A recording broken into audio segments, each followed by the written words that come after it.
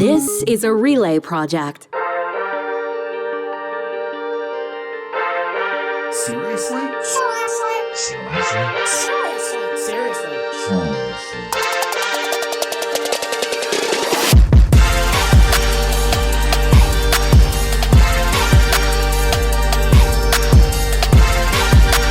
Seriously starts now.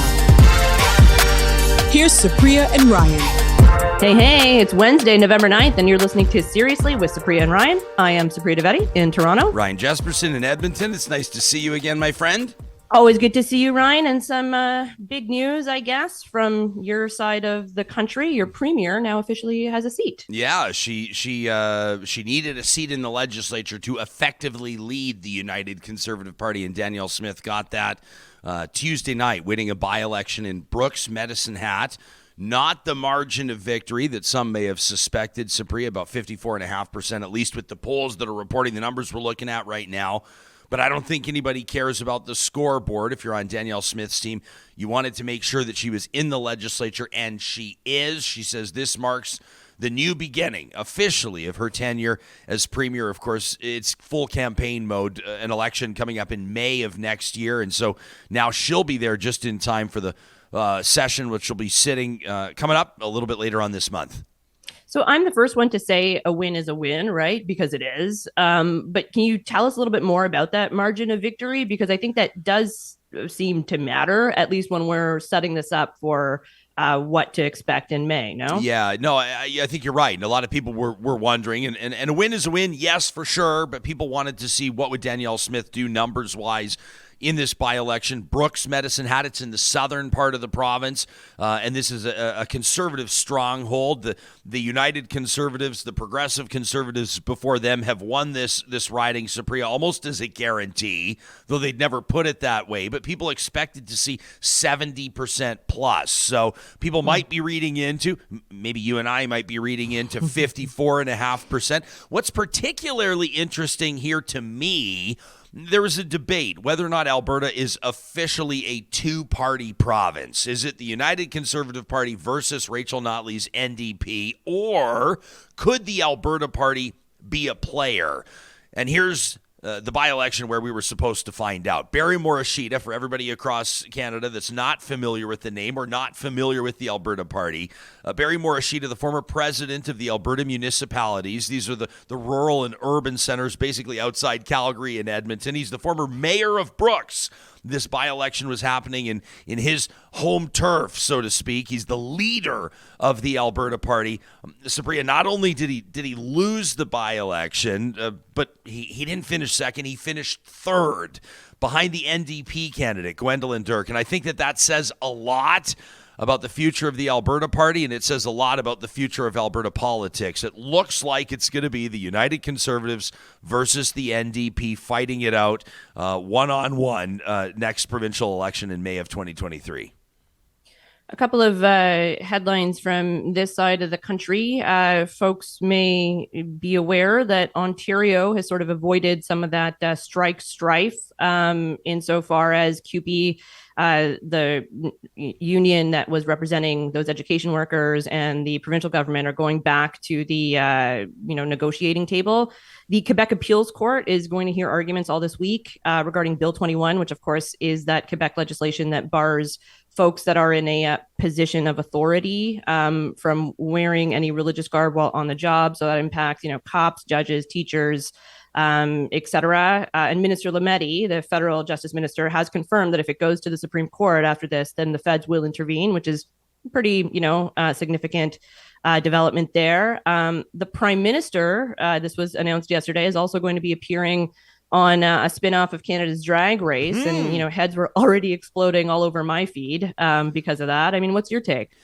You have one? It's okay to say you don't have one. I guess the criticism here, was that, people don't believe that the Prime Minister should be lending his star power or his celebrity to a reality TV show. Is that it? I mean, I'm sure that deep down inside, let's be honest, let's call it how it is. I think a lot of the critics probably have a problem with people in drag, right? Yeah. I mean, I don't think it has much to do with the fact that it's a reality show.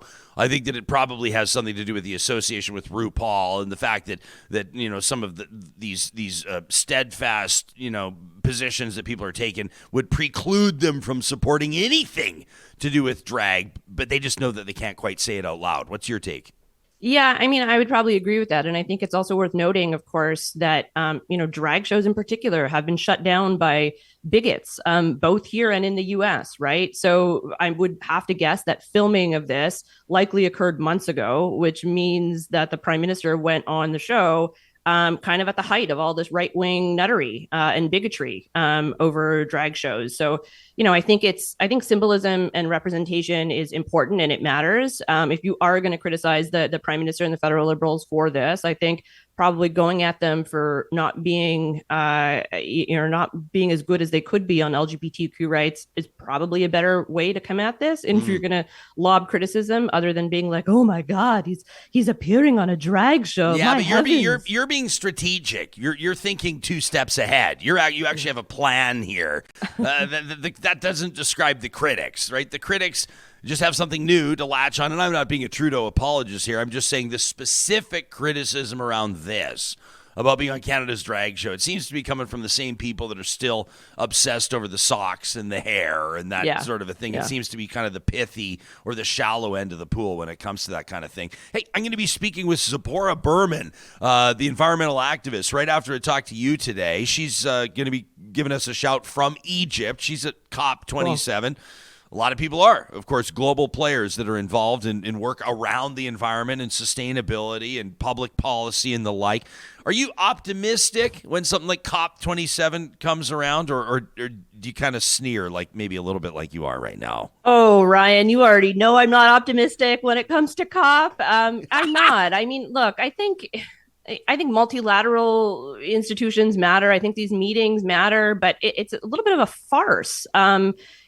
If we keep coming away from these things and not making any real progress on climate change. And I mean, Coca-Cola is a major sponsor of this year's summit. They're like the biggest plastic polluters in the world last year. Like this whole thing just seems like steeped in hypocrisy and seems like a photo op for a lot of, the richer countries that go to it. So I don't know. Is Coca-Cola the biggest plastics polluter, or are Coca-Cola drinkers the biggest plastics polluters? Like, is Tim Hortons really responsible for litter in Canada, or are Tim Hortons customers responsible for it? Okay, so that's a good point. But I mean, in Coca-Cola, they could shift their packaging to do something a little bit more environmental friendly if they wanted to go about One it. of those right? things where it's like made out of the stuff that disintegrates into fish food. You know? That might be a good step. I don't know. I feel like maybe it's good to see the big polluters involved in stuff like this because they're paying their penance in a way. I don't know. Maybe we could get like the next COP sponsored by Big Oil or something like that. Yeah. And the welcome receptions, they always have the best parties. Big Oil always has the best parties. I grew up in Calgary. I've been to all the Stampede stuff, Hey, here's a headline that I know people are paying attention to over the past couple of weeks, and that's the one TD Economics releasing that report about the job vacancy gap in Canada, right? The gist of it is that we're still seeing huge numbers of job vacancies across the country. Of course, for employers, this means upward wage pressure, right? Not great for employers, especially nonprofits and associations, Supriya. Yeah, definitely not great, suboptimal, however you want to qualify it. But, basically when employers do need to pay more to be able to retain and attract talent, they need to be able to offset that cost somehow. And would you believe me if I told you that one way to actually offset those costs is actually through your training program? And that's where We Know Training comes in, because they can help you create amazing courses and monetize them to become a high performing revenue stream.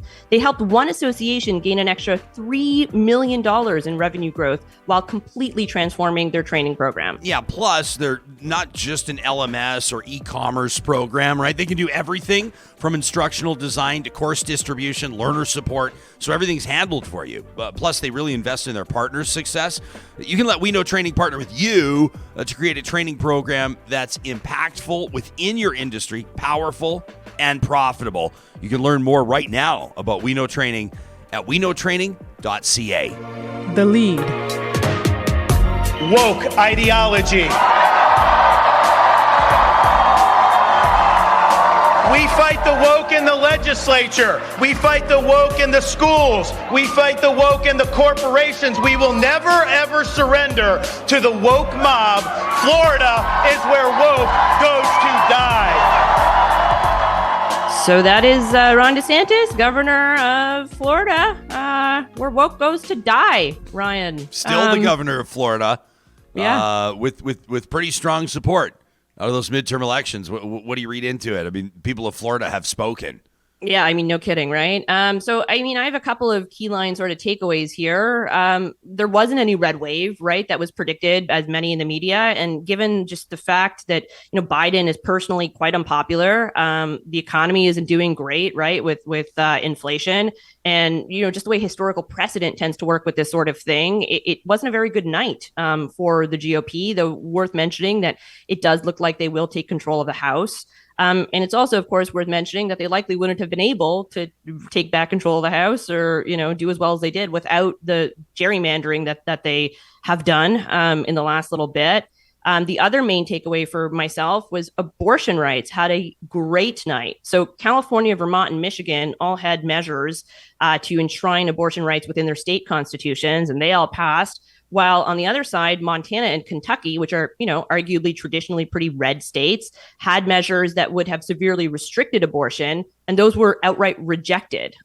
So for all the talk of nobody cares about Roe v. Wade that we heard from a lot of male pundits in the aftermath of the Dobbs decision, they seem to have been quite wrong, with a capital W. Yeah. And Dr. Oz isn't a senator. So there's that. That's true. Maryland also voted to legalize weed, so good for Maryland. Good for Maryland. Marjorie Taylor Greene, though, continues to trend upward. More and more power for. Is she going to be president one day? Oh my gosh. No, but honest, serious question: is she going to be president? Do you think? She's become a power broker. Yeah. Fuck, man. Yeah, she really could be. That's I didn't mean to. Thought. I could have stayed on Dr. Oz, or we could talk Herschel Walker, but I just thought that one. It's a good point. Yeah, her rise to stardom within the Republican Party, considering sort of everything that she stands for. I mean, she's one of those players. We see them around the world. Every party has them. In particular, every conservative party seems to have them as that dynamic player that endeavors to just take it to turbo levels with regards to conviction on certain issues. And I'm curious to see what she's going to do over the next 2 or 4 years. Yeah, me too. Another sort of developed storyline that from last night is the fact that, Trump really seems to have lost his luster here, that a lot of the Trump-backed candidates that were on the nuttier side of the spectrum lost their races. And a lot of prominent conservatives in the U.S. Have come out basically blaming him for the way that the Republicans fared last night. And this, very obviously, I think, sets up the stage for DeSantis v. Trump in 2024. There was a lot of buzz around DeSantis even prior to this, right? And it's worth noting, we had a conversation on Friday on Real Talk, Ryan, about ageism and whether it's ageism to point out how old Biden is. Spoiler alert, it's not. It's not. But one thing that DeSantis really has going for him is that I think he's 44 or 45. So, young guy, 32-ish years younger than Trump. That's significant when you're thinking about, how you want 4 years of a presidency to sort of roll out. And I think he's also a lot more palatable to people than Trump is. And so he can do a lot of the Trumpy stuff without the same sort of visceral that Trump gets. Yeah, I think you're right. Doesn't sort of have that. There's not that brand association in the negative sense. When you think of Trump, I think that there's a lot of people that would support a Republican Party regardless, right? And you look at putting Trump on the ballot, it just seems to me to be it's just that tiny little bit, and I'm being facetious, but just that tiny little bit too vulnerable. Images of January 6th and the insurrection. I can just see the political attack ads. It's DeSantis just has that tiny little bit of a buffer zone where he can be just a little bit more palatable to the middle of the road Republican voter or to the undecided Republican voter. Trump will have his diehard supporters. Obviously, everybody knows that. But I think in an election that's going to be hotly contested, the baggage that he might come with, I don't know. It just strikes me. I don't doubt that he could win an election. I just think that he'd have a tougher road to get there than DeSantis would. Yeah, I mean, I do also think that. I think that's really quite accurate. And I think the other thing is that people tend to bristle at Trump's demeanor, comportment. It's not that they necessarily dislike a lot of his policies or dislike a lot of what he says. They would just prefer him to say it in a more polite or more palatable manner. And, a guy like DeSantis, I think, even though he does despicable things like busing migrants to Martha's Vineyard without their consent or without really knowing where they were going, he manages to do it in a way that doesn't garner that same sort of reaction that you're sort of alluding to. And so, yeah, I mean, it'll be interesting. But, Trump's already said that he has a lot of dirt on DeSantis and that he has a lot of unflattering things that he could be saying about him. So if he feels as though he's up against the ropes, I'll be very curious to see what he starts saying in the next little bit. And it doesn't even have to have substance. It doesn't even have to have anything to do with politics. I mean, you remember poor Ted Cruz? Poor Ted Cruz. Trump's talking about how ugly his wife is. And how his dad killed JFK. It's not even like if you're Ron DeSantis, you're kind of like, what is coming next? And by the way, wow, is the word woke ever getting weaponized politically? Also, there's this. Across this country, there have been shortages of medications required for pain relief by small infants and babies.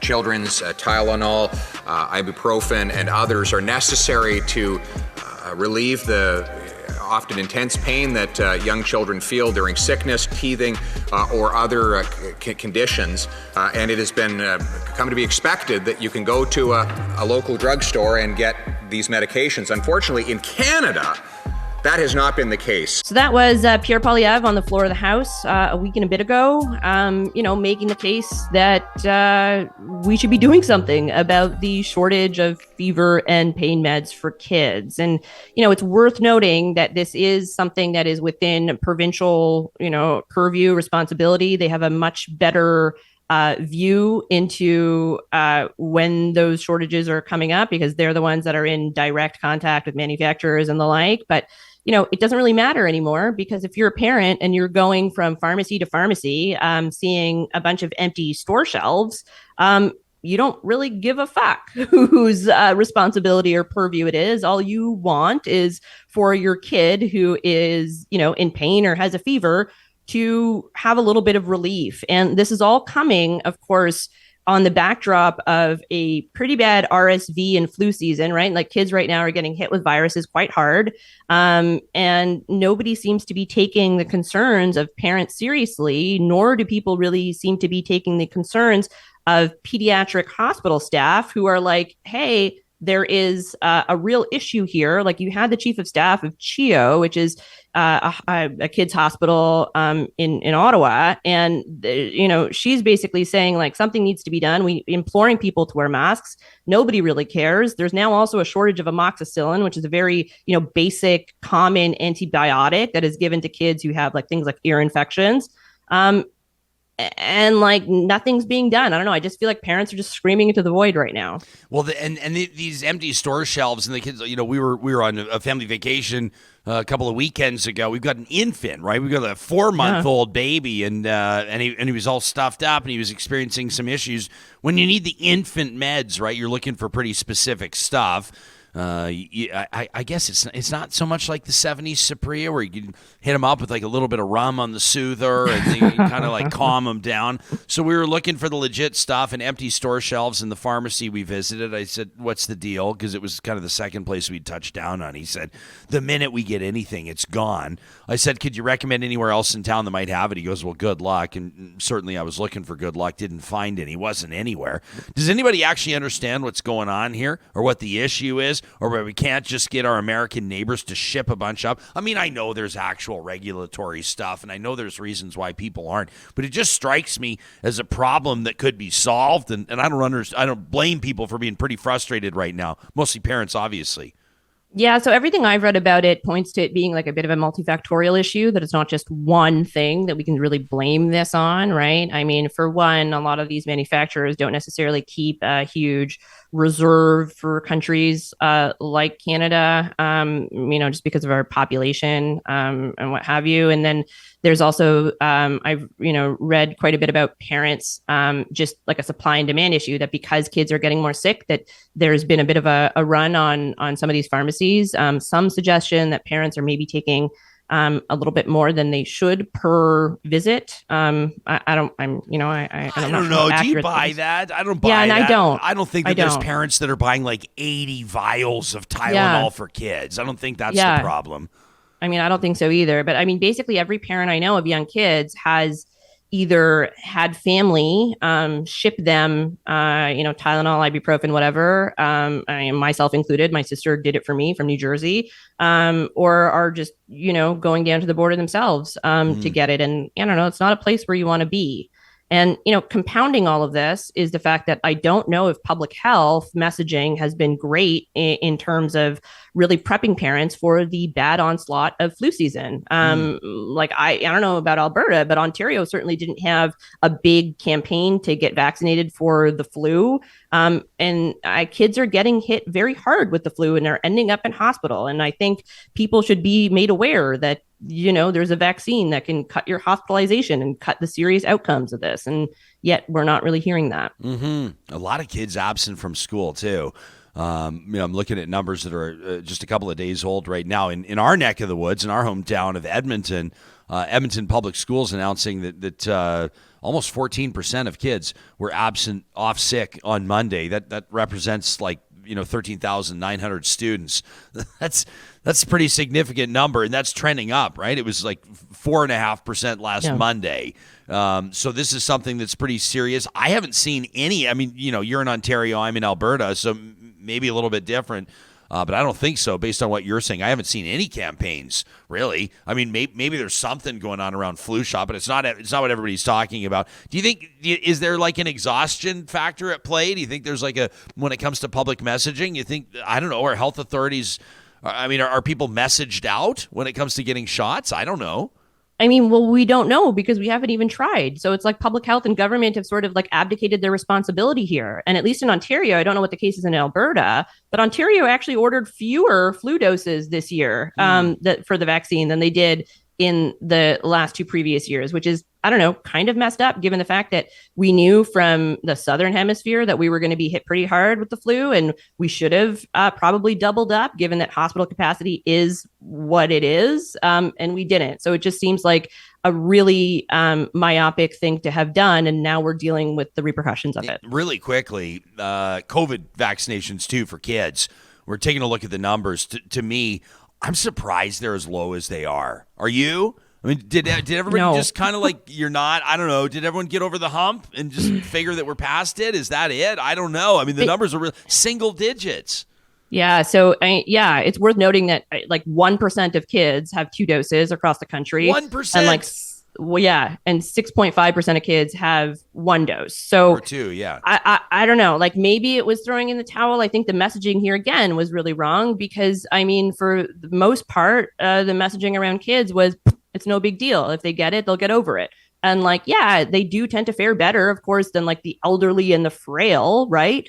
But if you speak to pediatric ID specialists that are, on the ground, they're pointing to the fact that with Omicron anyway, kids that do end up in hospital don't always have that underlying condition that, in previous waves were pointed to as like being a main factor in kid hospitalizations. And I don't know, it's like we've just really failed our kids again and again and again. Seriously? Because, I agree with your basic premise, Mercedes. I think that things are really challenging for Canadian families. And I think Canadian families are looking really closely at all of their expenses.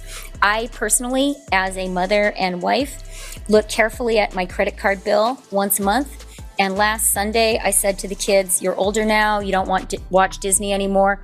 Let's cut that Disney Plus subscription. So we cut it.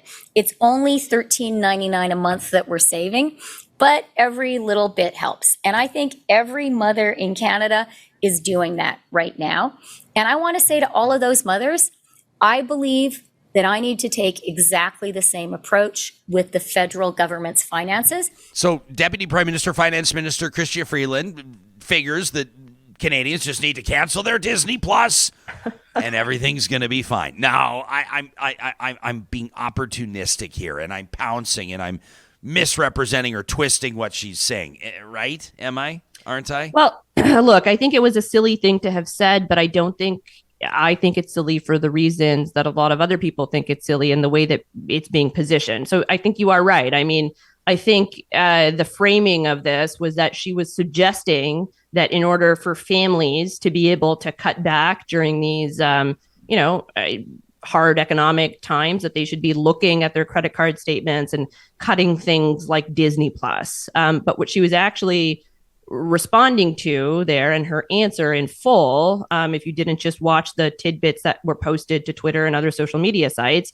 is that she was suggesting that's what the government should be doing, is going basically through their, line by line, like you would a credit card statement, and cutting out things that are superfluous now, like a Disney Plus, whatever the government equivalent of that would be, maybe landlines, I don't know, but something to that effect. And so I think it's silly because somebody like Chrystia Freeland, in another iteration of, a West Block interview on Global News or Question Period or whatever, would have likely denigrated any conservative for suggesting that a household budget and a federal budget have, analogous sort of measures. Because what you tend to hear from people like Minister Freeland are, those are completely different things, and anybody who treats them the same, don't really understand the gravity of a federal budget. But that's clearly what she's doing now. Yeah, I mean, I don't know. I mean, part of me, because we're in the talk business and we're in the information / entertainment or infotainment. We're in the takes business. Economy, Ryan. That's what we are. We're in the takes economy. Yeah, we love this stuff, and it's it's the gift that keeps on giving. But every once in a while, I wonder, are we trying to make too much of this? Are people trying to make too much of this? And it sort of feels like we are. I put myself in any politician's shoes when asked to come up with a metaphor or a simile or an anecdote or something, and at the time you go in, that feeling where you think someone's behind you, you're sure someone's, and your back starts to, you kind of get the heebie-jeebies, and you almost feel like you see it coming. I feel like she would have seen it coming because people are going to pounce on it and jump on it, and I think she was just, I've seen two different angles on this. Some have said that she's just, someone wrote into our show in Real Talk and said, well, she's still that gal from Fairview, Alberta. She's just the farm gal that she probably did have that conversation with her family. She's just trying to reach people where they're at.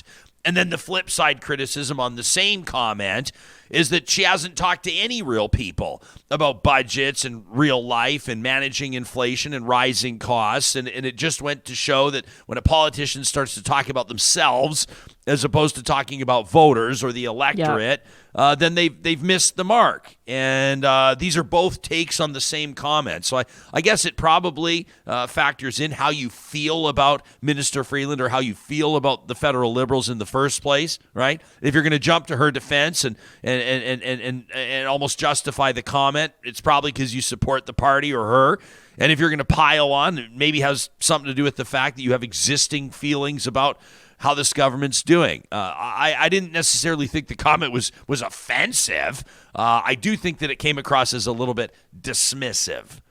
Yeah, and if nothing else, I mean, something you touched on there, I think is really important, that the Liberals, particularly Liberals like Freeland or others that do have a very high profile, right, should be a little bit better at not saying things that they know will get clipped, either out of context or not give the full clip, because that tends to happen to them quite a bit, and their critics are quite successful at promoting clips like that. So if nothing else, just be careful.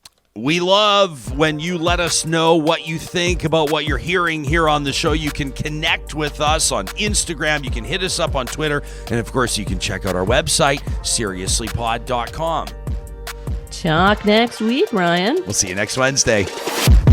Seriously is hosted by Supriya Dwivedi and Ryan Jesperson. Technical producer, John Hicks. Executive producer, Josh Dunford. Account coordinator, Lawrence Terlego. General manager, Katie Cook-Chivers. Human resources, Lena Shepard. Voiceover by me, Tangi. Seriously is a relay project. For more, check out seriouslypod.com.